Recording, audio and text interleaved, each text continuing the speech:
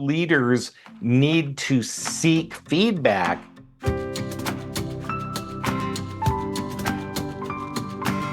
I'm Celisa Steele. I'm Jeff Cobb, and this is the Leading Learning Podcast.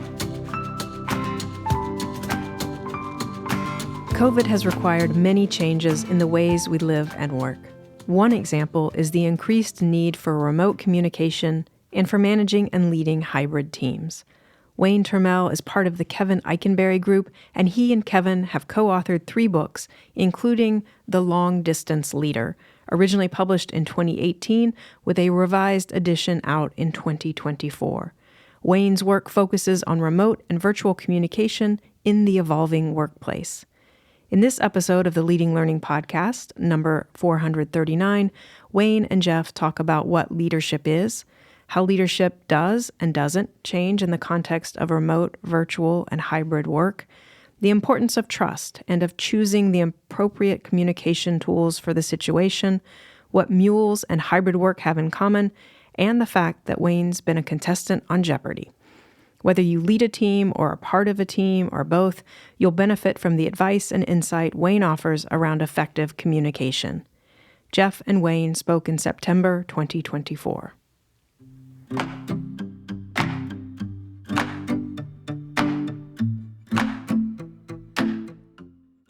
When you work with people, what are you doing with them? Yeah, what we're doing is helping them take a look at their leadership as well as their leadership development, but how are they adjusting to the new hybrid and remote workplace? Where are the skill gaps that maybe need to be addressed? And we then do training, consulting, all that good stuff. But it really starts with helping people understand what do they need their leaders to do. And a lot of people, before the COVID diaspora and everybody got sent home, there was a lot of concern about remote work. And now there's a lot of concern about hybrid work or trying to figure out the right balance of remote and hybrid. And so we can help demystify some of that.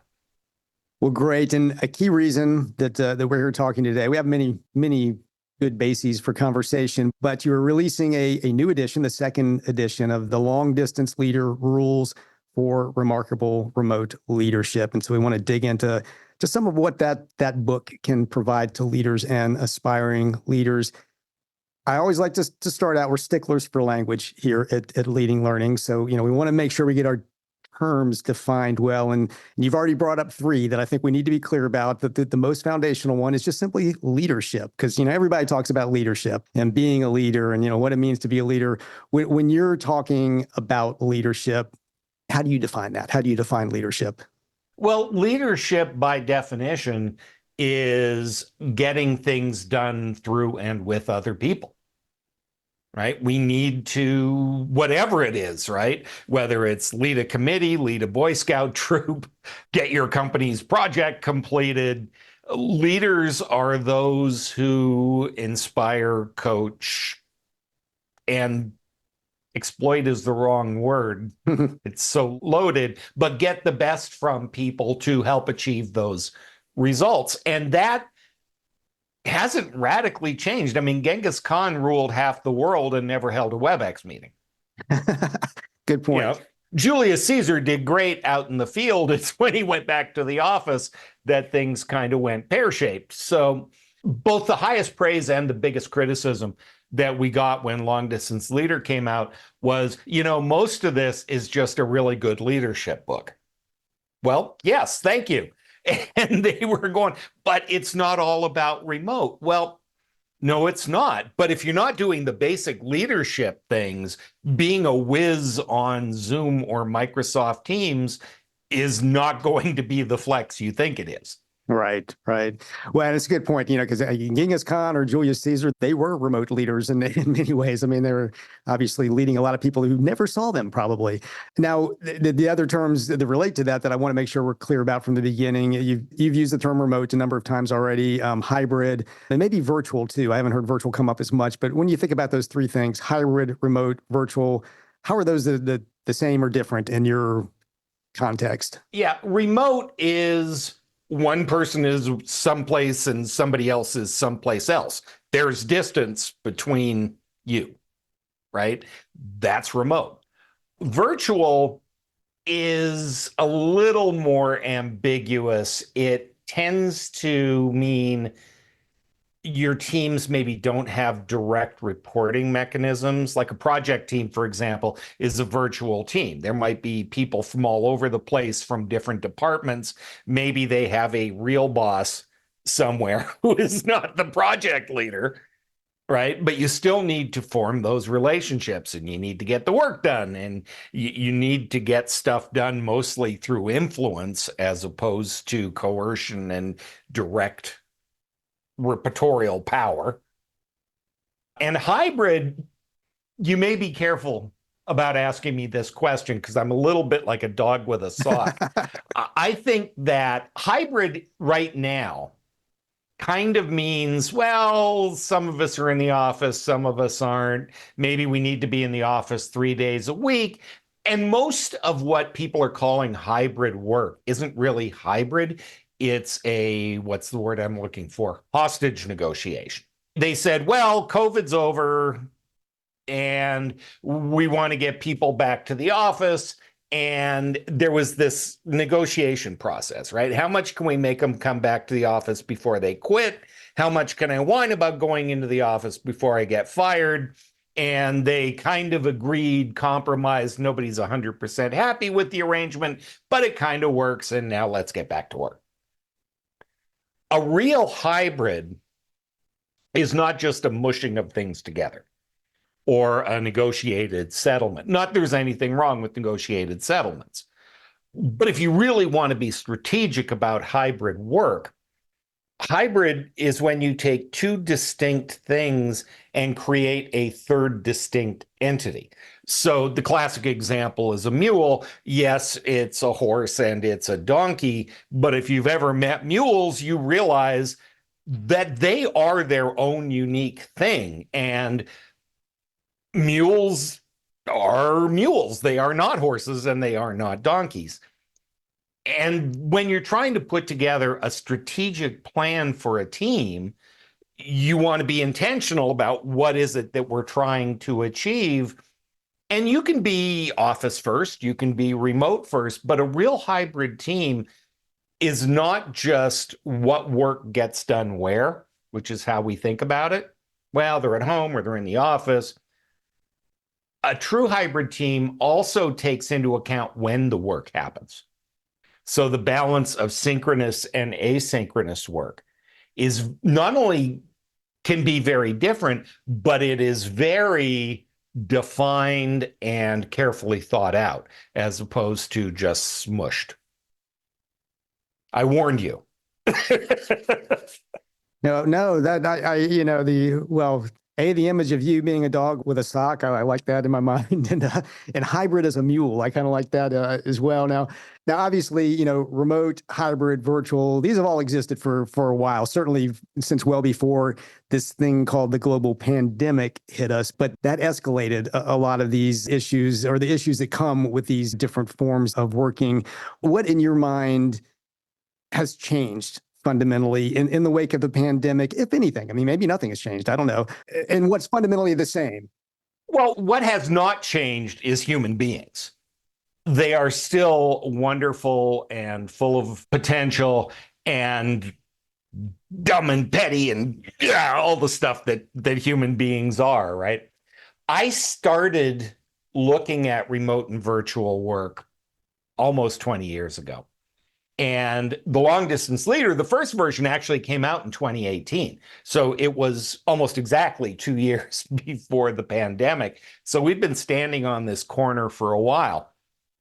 And one of the reasons for the new edition is what's changed. Well, there are kind of two buckets of things that have changed. The first is clearly the technology is different. Before the pandemic, Zoom was a free product that had zero corporate penetration.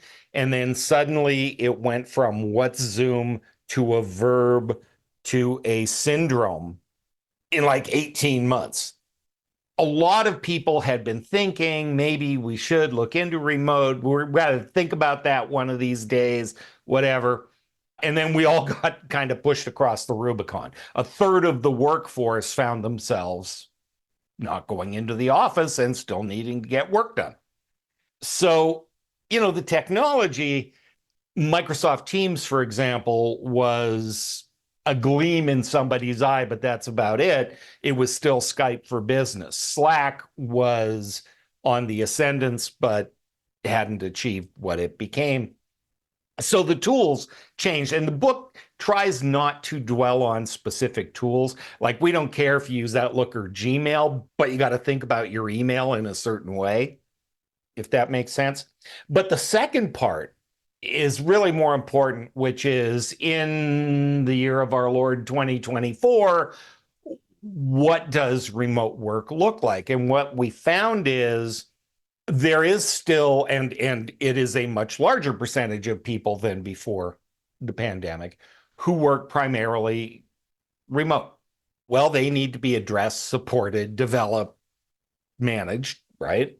And there's more of this hybrid work that started as kind of, oh dear Lord, let us return to normal, right? Let us pretend the last 2 years didn't happen and get back to our lives.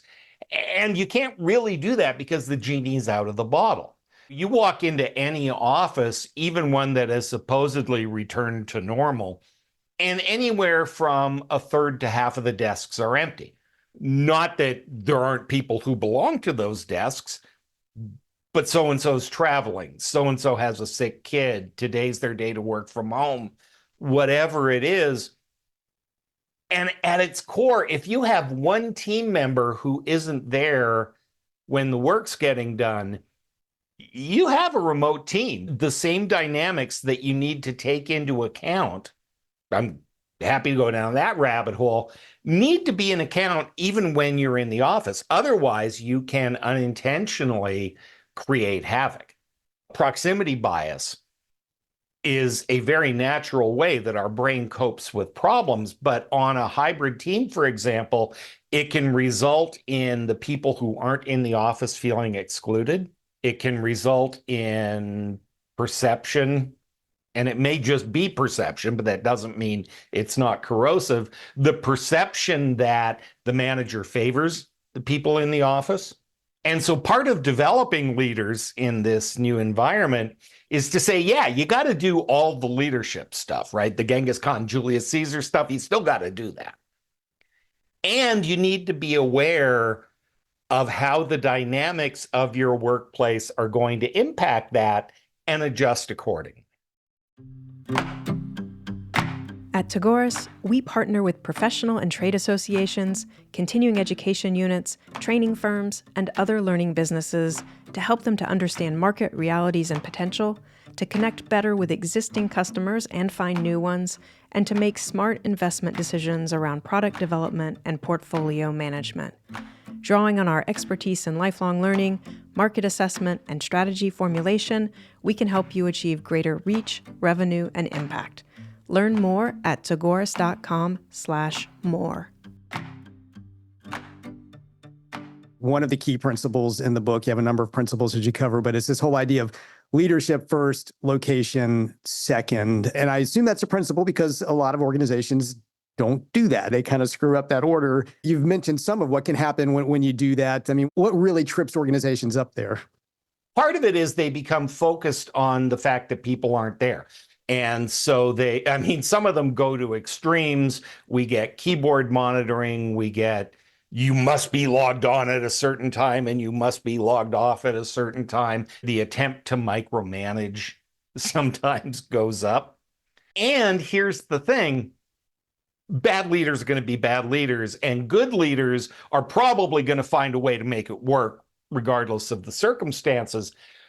But technology does play a part in this, and it does change how we think, right? We might be the most diligent coaches in the world, but giving feedback is different when you actually have to go to your keyboard and type something out to somebody, or make sure they're there so that you can talk to them before you just walk up to their desk and start talking to them.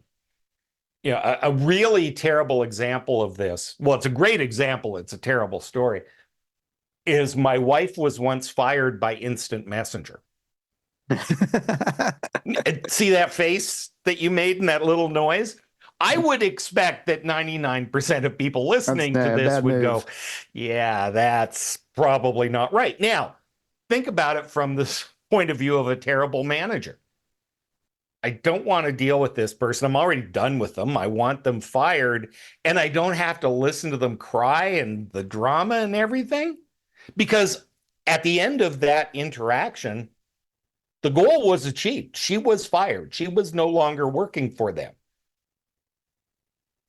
And we can reasonably assume that this guy's a terrible human being. But now let's take that to a slightly more understandable version of the same thing. I need to give Jeff some feedback, but it's already 4 o'clock on Thursday, and you know what he's like. I'm just going to send him an email and I'll deal with it tomorrow.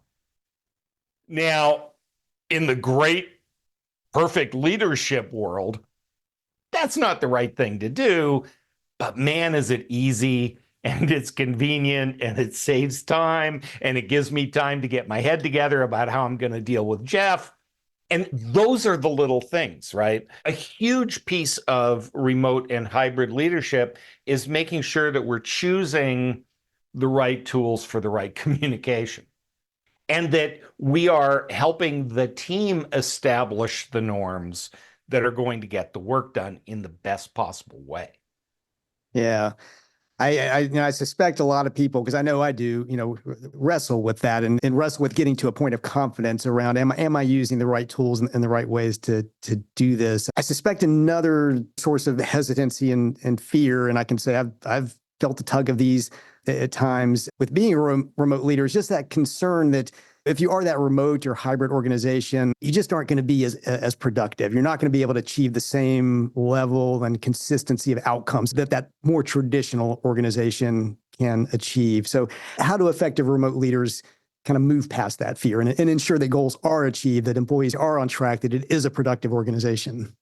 Well, the first thing is you need to figure out what is it that you are measuring. And most organizations for the last 100 some odd years have measured activity versus productivity. For example, people say, well, you should be logged on at a certain time and logged off at a certain time. We want you at your desk for the 8 hours a day that we are paying you, which sounds reasonable because in the office, we look, and is somebody at their desk when the day starts, and are they still there when the day ends? But you and I know that somebody sitting at their desk is no guarantee that they're being productive or that they're doing good work. What matters is the report written on time. Is it up to a certain quality? Is it achieving the goals? Are the customers being served? That's the stuff that you want to be measuring. I mean, if we're talking about a financial analysis needs to be done by our meeting Tuesday, does it really matter if that report is written between 9 and 5 when everybody is all online at the same time? Or if I decide I'm a morning person, I'm just going to bang this out first thing in the morning while my head's clear? Why does it matter that it was done at a certain time? You know, one of the things with hybrid work is people are saying, I can't get any work done. If I have to go into the office, people are talking to me and there's conversations and there's cake in the break room because it's Alice's birthday and, I can't get any work done. And then when I work from home, I'm on Zoom calls all day and I can't get any work done. Well, this gets back to what I was saying before about what work gets done where and when, right? Maybe the days that you go into the office are not going to be days where you get a lot of stuff checked off your list. But those are the days that you have your coaching conversations with people, that you have the sit around brainstorm kind of sessions, that you take the time to bring in pizza so people can converse and actually get to know each other and form relationships. And on the days when people are working from home, you leave them alone to get the work done. And as long as the work is getting done, I don't really care that you're online at the same time as everybody else. Yeah, I agree completely. I know a lot of people who sort of struggle to let that go though. And, but I think it's something to constantly be working towards and maintaining as a leader. That's the key, is coming out of COVID. We've never done this before. It's no wonder it's confusing and frustrating. But coming out of COVID, senior leadership sat around and said, okay, this is what it's going to look like going forward. And there were a lot of assumptions that were wrong. There were a lot of assumptions that couldn't be supported. And the one thing Kevin and I are really, really clear about with our clients is that this is an evolving situation. We're all learning to do this better at the same time. And for the love of everything that's holy, think pilot before policy. Like, before you create a policy that says this is how it is, try it. And then see how it went and what needs to be changed. And some people are going to find they want to be in the office more than they expected, and other people are just fine not coming in that often. And the work is getting done. I mean, you said something earlier that I almost responded to, but I have trained myself not, which is this notion that somehow, by virtue of the fact that they are remote, teams are less productive. There is very little evidence to back that up. As a matter of fact, during COVID, two things went up in the first year of COVID: employee engagement and productivity. Now, some of that is the circumstances. Why did engagement go up? There's a crisis. People want to keep their job. They want to make sure their friends and teammates are supported. They want to make sure the company doesn't go out of business so that they're employed. When people care, they are more engaged and they do good work. Some of it was not constructive. I mean, one of the reasons productivity didn't really drop is we worked more hours. We started the minute we got out of bed, and the boss was sending emails at 10 o'clock at night, and we were answering them. And for a lot of people, it took time to develop the discipline and the guardrails around their time so that they weren't burning themselves out.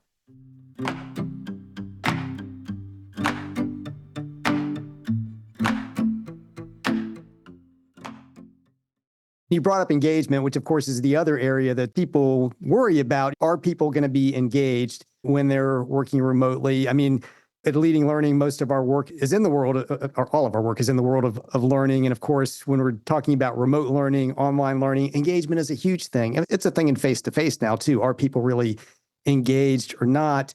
And I think for probably some of the same reasons, it's seen as an issue or feared as an issue in remote work.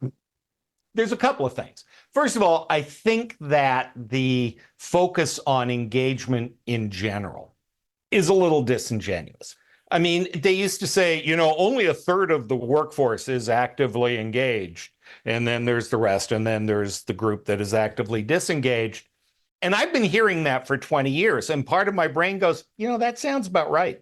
In any group of humans, you're going to have the people who really care and work really hard. You're going to have the people who do exactly what's expected of them and not a lot more. And you've got the sluggards. And if you really work hard, you can move that bell curve a little bit to the left.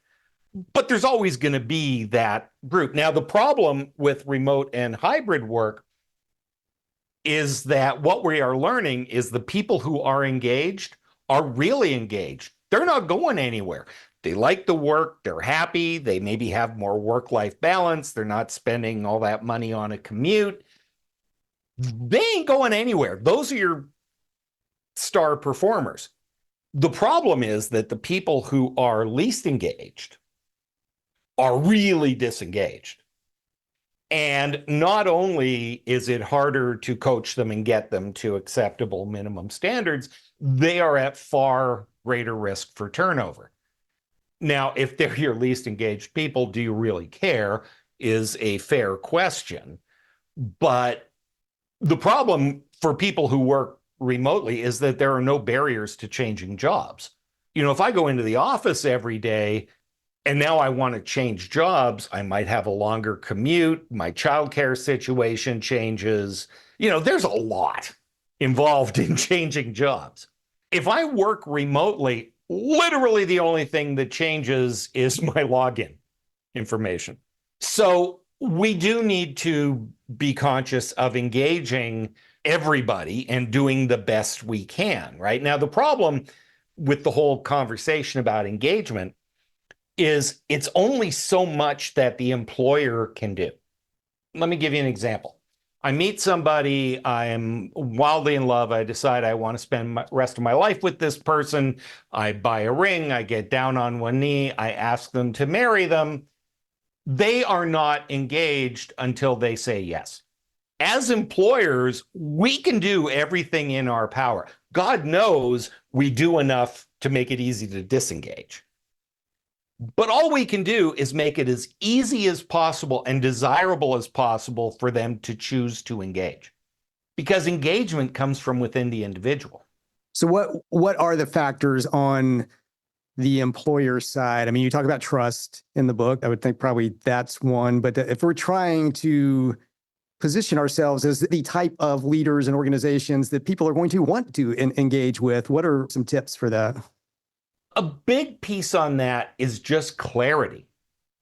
Starting big picture, are people clear on what the work is? Why do we do what we do? I mean, you have worked with enough corporations. I have worked with enough companies in my life to know that some of them are just soulless drone factories. And it doesn't matter that there are foosball tables in the break room. If my job is just to fill out C-17 forms all day long, and that's all I do, that can be hard for me to engage with. If I'm filling out C-17 forms so that people's bills get paid on time, I'm probably a little more engaged with that activity because I'm doing it for a reason, right? So do people understand what the job is, who the company is, what is it we're trying to achieve on a macro level?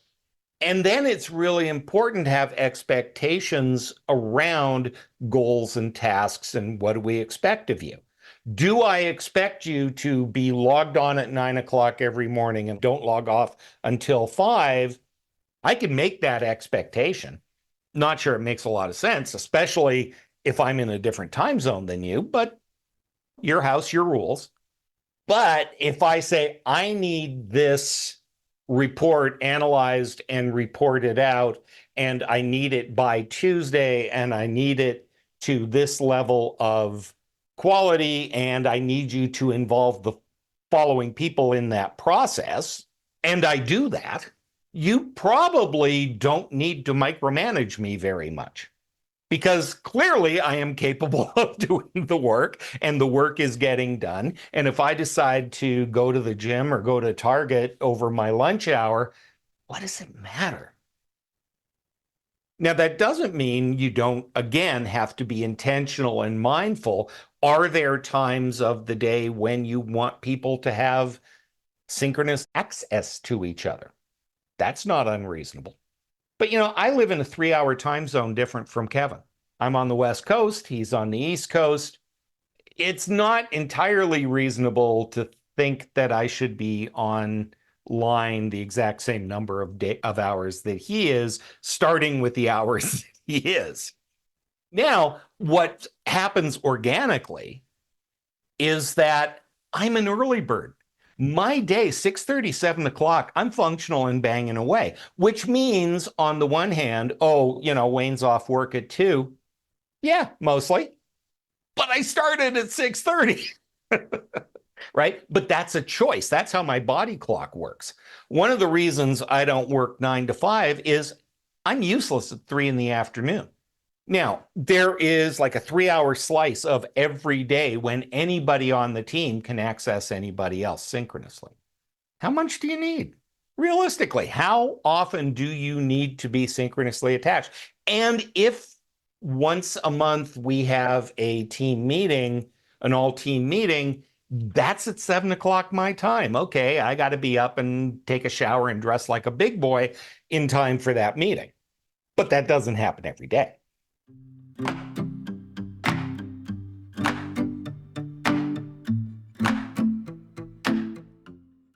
There's a significant chunk of the book that's really about leaders kind of knowing themselves and sort of knowing how to position themselves, engaging in reflection, seeking feedback, setting boundaries that are going to, be workable. So can you talk a little bit more about that, the importance of understanding ourselves as leaders?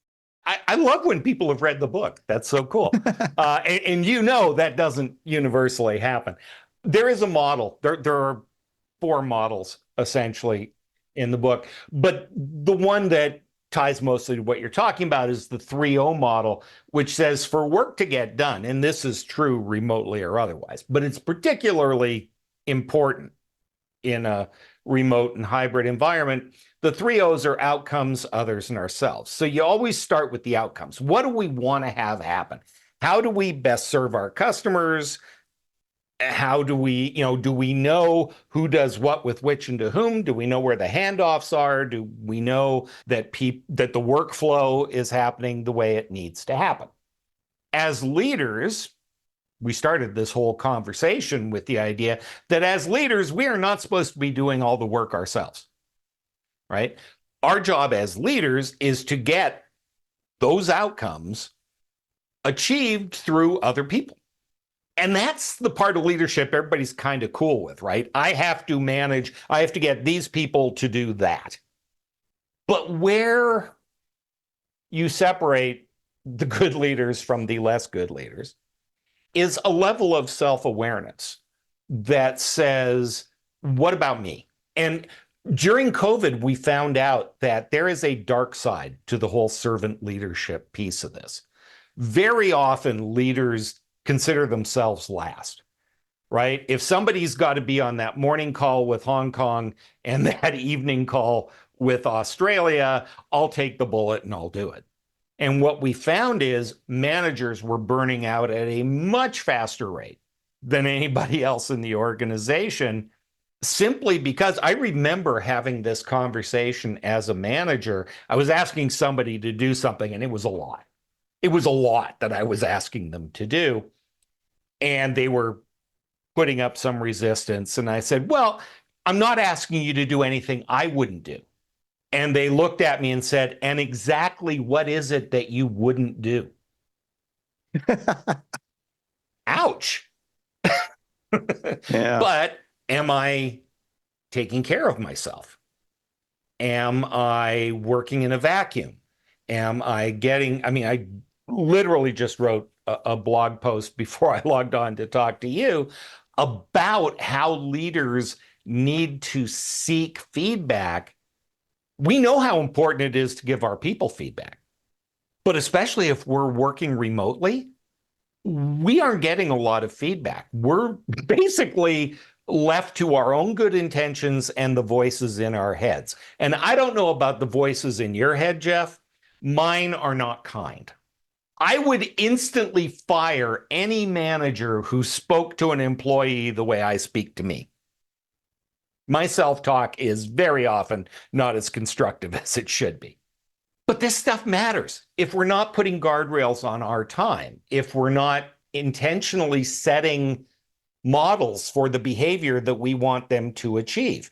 If we say we want you to respect your time and your family time is your own, and I don't expect you to be answering emails at 10 o'clock at night, why am I sending emails at 10 o'clock at night? Because no matter what you say, no matter how benign you try to appear, you are still the boss. There is a huge power discrepancy between you and the people on your team.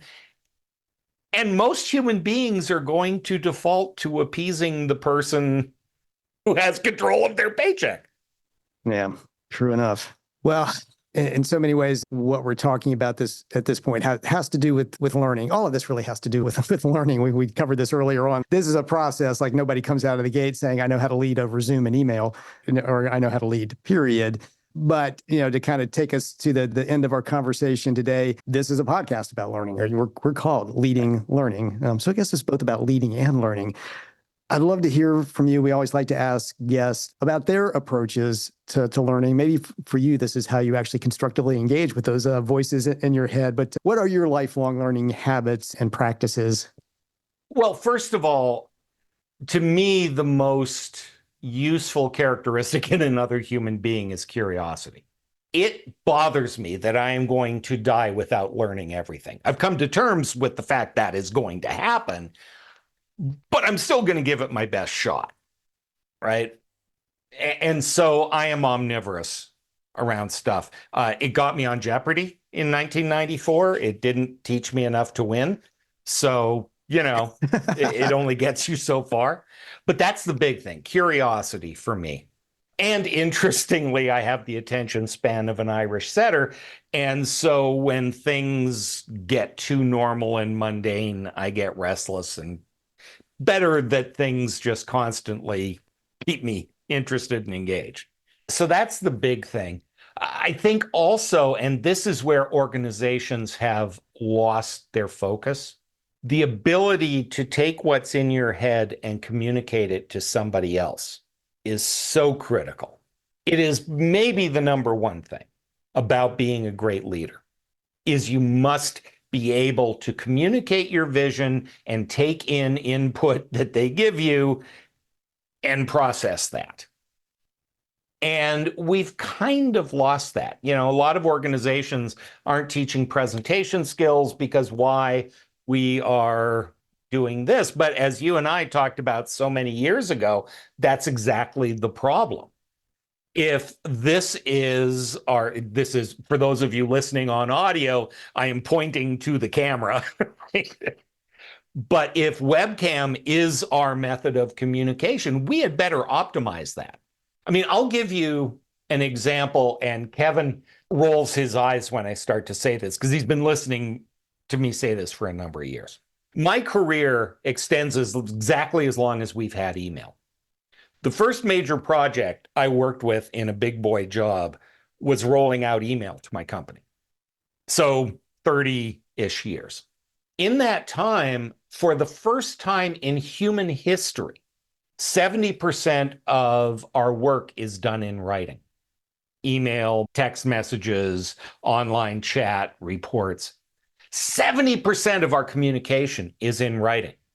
When was the last time you or anybody on your team got any coaching or education around writing? You've picked a topic area that is dear to the hearts of myself and my co-founder, and probably a pain point for some of our employees, because for us, we come out of a writing background, so it's something we talk about a lot. But I completely get your point, because it is so important to be able to communicate well through writing. It's funny. One of the massive changes is when I started with email, we did it the way we did. Emails were very long, dense things. Dear sir, in pursuant to your letter of the 17th, because we wrote emails the way we wrote memos, we were just sending them electronically. And over time, things changed to now I open an email and it will just say yes. Well, maybe that's an answer to a question. Maybe I have to dig through the previous 5 emails to figure out what they're responding to. So that's part of it, right? Are we really communicating effectively? But also doing all that communication in writing makes communication, or can make communication, very transactional.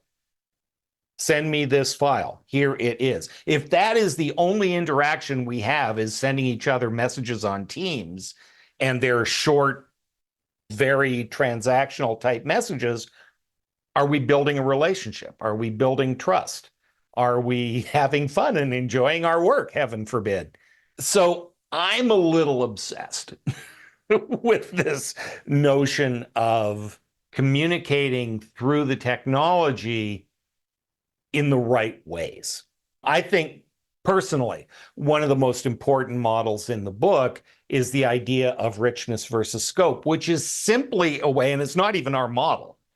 Bettina Buchel wrote it in 2000, 2001, whatever it was, and basically says all communication is a balance of richness and scope. We need richness. We also need the convenience and speed and Scope. So if we think about firing people by instant messenger, it's efficient, but there's not a lot of scope. You're not going to build a relationship in a positive way. You're not going to appear empathetic and the kind of leader that people want to work for. So maybe not the right tool, right? But has your team had these discussions? Has your organization had the discussions around when do you send a chat message? When do you send an email? When do you get on webcam?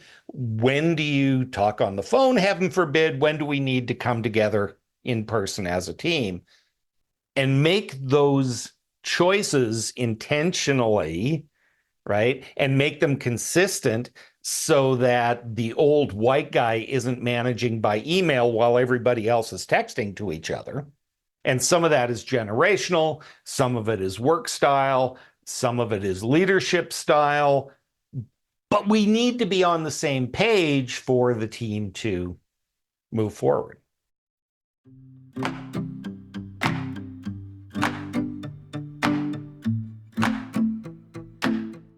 Wayne Turmel's work focuses on remote and virtual communication in the evolving workplace, and he co-authored The Long Distance Leader with Kevin Eikenberry. In the show notes at leadinglearning.com/episode 439, you'll find links where you'll learn more about the work the Kevin Eikenberry Group does and learn more about the book. At leadinglearning.com/episode 439, you'll also find options for subscribing to the podcast. We'd be grateful if you would subscribe if you haven't yet, as subscriptions give us some data on the impact of the podcast. We'd also be grateful if you would rate us on Apple Podcasts or wherever you listen, especially if you find the Leading Learning podcast valuable. Those reviews and ratings help us show up when people search for content on leading a learning business. And please help us grow the Leading Learning community. At leadinglearning.com/episode 439, there's a link to find us on LinkedIn. Thanks again, and see you next time on the Leading Learning podcast.